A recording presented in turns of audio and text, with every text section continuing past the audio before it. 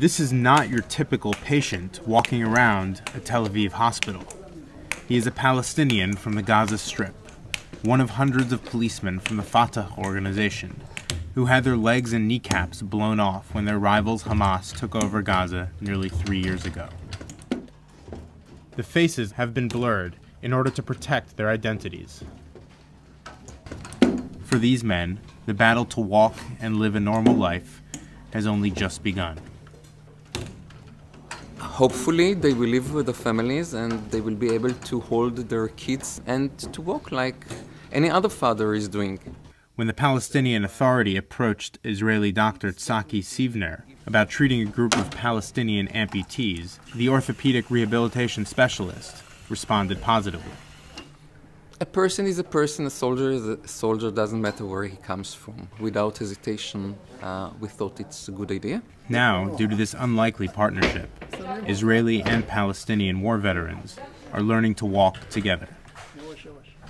Okay, and going up, he has to learn to lock the knee and to put his body weight over the prosthetic. And with using his hands, he can lift himself up.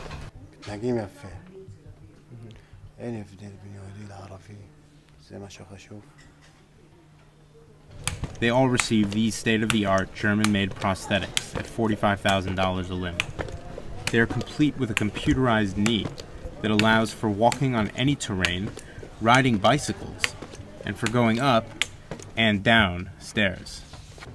We equip them with all the needed equipment to be able to function as independent as possible in the environment when they come back home.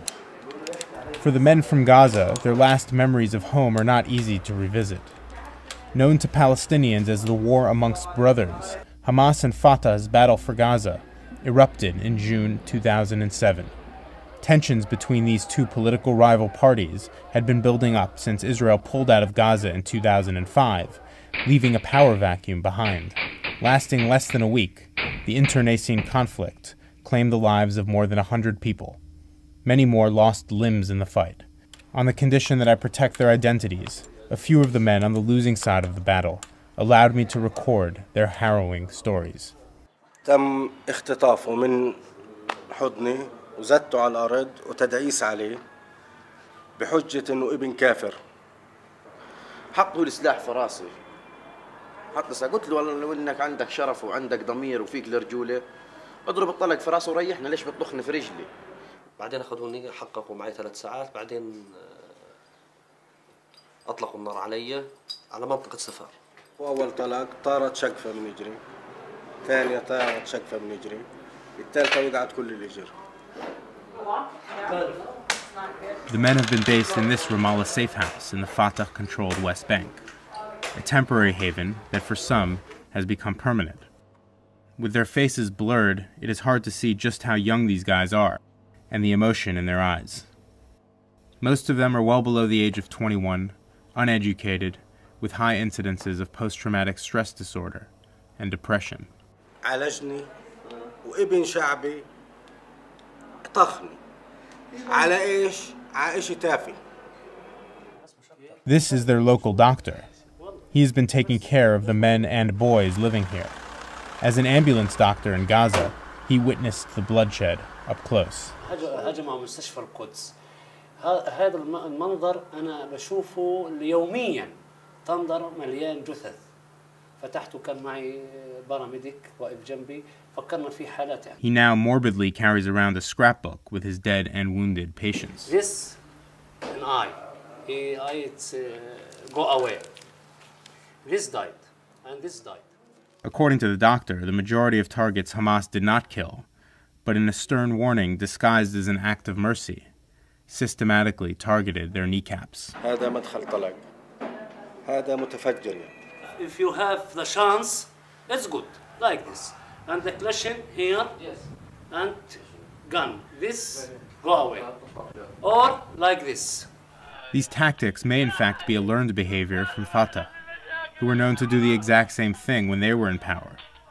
This video shows the torture of a Hamas operative in January of 2007.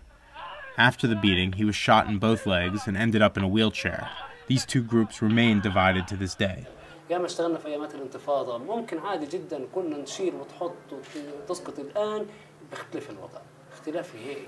اخوك لما يطخك غير لما العدو لما يطخك، غير لما تقاتل في جيش نظامي.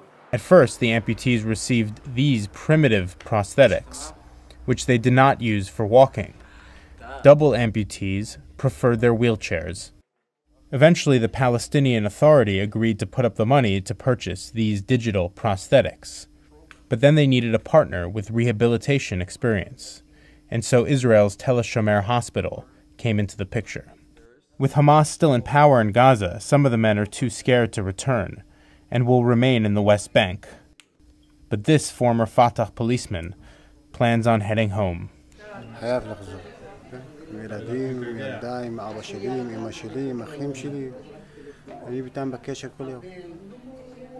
Nearly 3 years after leaving Gaza an amputee, he can hardly wait to walk back across the border. For Time.com, this is Jaron Galinsky in Tel Aviv.